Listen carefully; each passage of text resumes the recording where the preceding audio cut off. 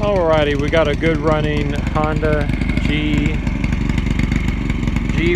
or gc160 5.0 horsepower. This is the one that has the belt, that's got the belt drive in it, so it doesn't have a head. This was flooded. I rebuilt it. There are no cheap rebuild parts on this. You can't get a piston, you can't get valves. You have to get actual Honda parts, and it just doesn't make, it's not cost effective to get new parts for this. So the cylinder and the piston were good enough. I honed out the cylinder.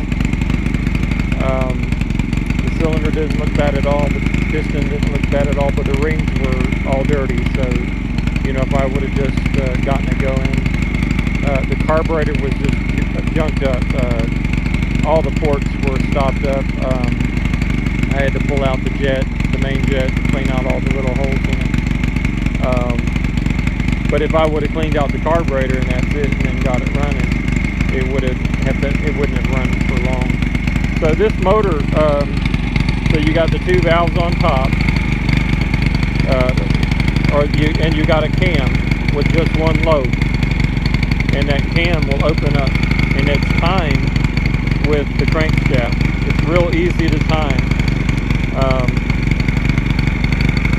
With the crankshaft, you time it with the piston up. It's real easy to time. And then the cam lobe is up there in the center, so they line up.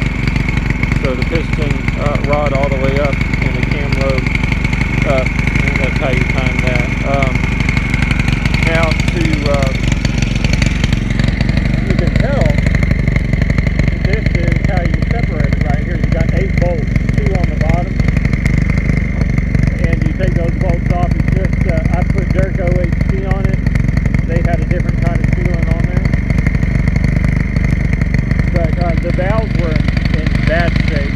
Water had gotten into the intake valve, and it pitted it all up. So I lapped the valves and then got that going, put a new air filter in it. This was running a air compressor, so it was designed to run at full throttle, and so I had to put on there a counter spring to pull that back. The fuel pump was bad, so I put on a new fuel pump.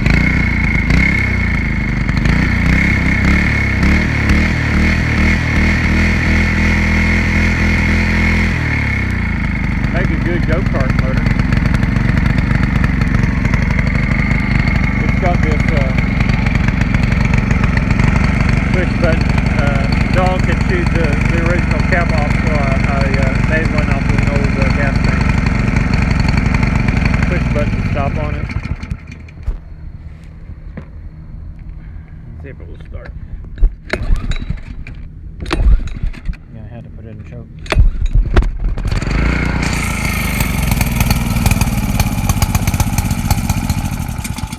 Whoopsie.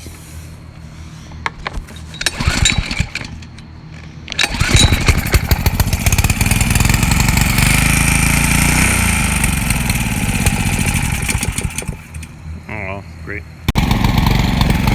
I just had to adjust the carburetor and idle.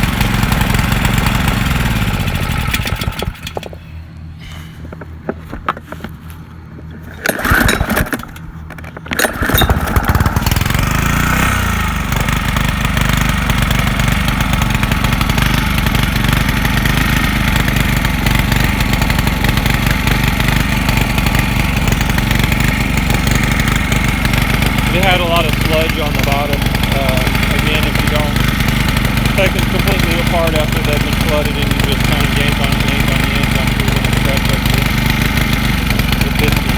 And that's probably what happened to the air compressor.